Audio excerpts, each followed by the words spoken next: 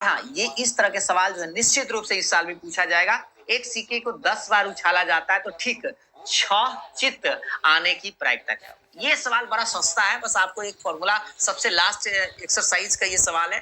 13.5 में आप देखे होंगे जरूर ऐसा प्रश्न कि कोई भी एक सिक्का को 10 बार 20 बार ऐसे गिनने के लिए कहेगा और आप मेरे को उसमें से 2 बार 4 बार 5 बार निकालने के लिए कहता है। तो देखिए इसको अगर याद है तो अच्छी बात है, नहीं तो बताते एन का मान आप 10 लिखिएगा क्योंकि 10 बार उछाला गया है। और यहाँ पे कै बार पूछ रहा है 6 बार, तो खैर x का मान हम 6 लिख देंगे, बाद में 6 रख देंगे। और यहाँ पे आपको पहले सफलता निकालना होगा, p का मान, p मतलब प्रोबेबिलिटी ऑफ सक्सेस होता है। तो सफल कब होंगे? जब आपको चित आएगा। तो चित आने की प्रायिकता आपको पता है 1/2। और q का मान आप चित ना आएगा तो पट आएगा, तो 1 में से 1/2 घटा भी लेंगे तो 1/2 ही आएगा। ठीक है, p q निकल गया। और आपको एक फॉर्मूला याद होना चाहिए, px बराबर ncx q के power n minus x p के पावर x। ये फॉर्मूला याद रखिएगा क्योंकि इसी से आपका कई पूछे तो आप आसानी से इसमें मान निकाल सकते हैं। n का मान आप 10 है, 10 cx लिखेगा। और q का मान, सबका मान तो पता है, यहाँ पर मान भी आप रख सकते हैं, चलिए बाद में ही रख देते हैं। q का मान देख लीजिए 1/2 पावर में 10 माइनस एक्स, और p का मान भी 1/2 पावर में x। ये आधार समान है तो इसका तो पावर हमें लगता है जुड़ जाएगा, तो 10x 1/2। आप पावर में देखिए ये minus x plus x cut जाएगा तो पावर में 10 ही बचेगा। और आपसे कै गो पूछ रहा है? 6 गो चित पूछ रहा है, तो आपको यहाँ पर x का मान 6 रख देना, यानी आंसर आना चाहिए था 10c6 और 1/2 के पावर 10। ये आपका करेक्ट आंसर होना चाहिए था। तो बताइए कौन सा सही था?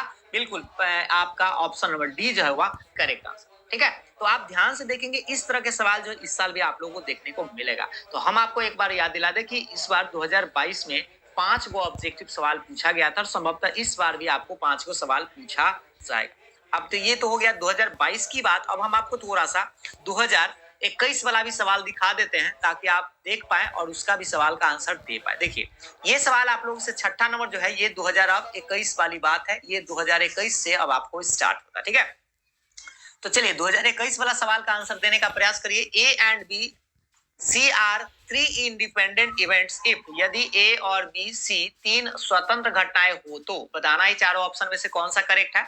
इसके लिए आपको 10 सेकंड का समय मिलता है, क्योंकि इसमें ज्यादा समय लगाने की जरूरत ही नहीं है, क्योंकि आपको फॉर्मूला अगर याद होगा तो जल्दी से बता पाएंगे, और नहीं याद होगा थोड़ा सा दिक्कत हो सकता है। तो इसलिए आप लोग जल्दी से बताने का प्रयास करें। इसके लिए आपको मिलता है 5 सेकंड और, जल्दी से।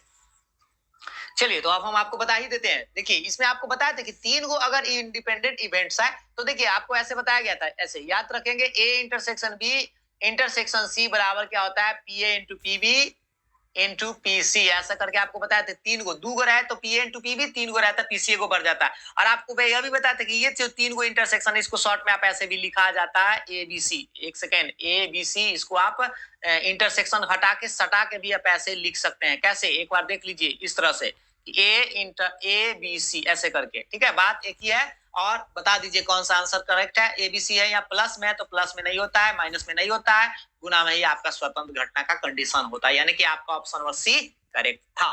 ठीक है, ये 2021 का पहला सवाल था। आते हैं 21 के दूसरे नंबर सवाल पर। सही हुआ है तो लाइक शेयर जरूर करिएगा। और चलिए ये 7वां नंबर सवाल देखेंगे। पीए प्लस पीबी डैश, सॉरी पीए डैश है, पीए प्लस पीए डैश किसके बराबर है? ये तो बहुआ वाला सवाल है, हमको लगता है कि 10वां में भी आप इस सवाल को पढ़े होंगे।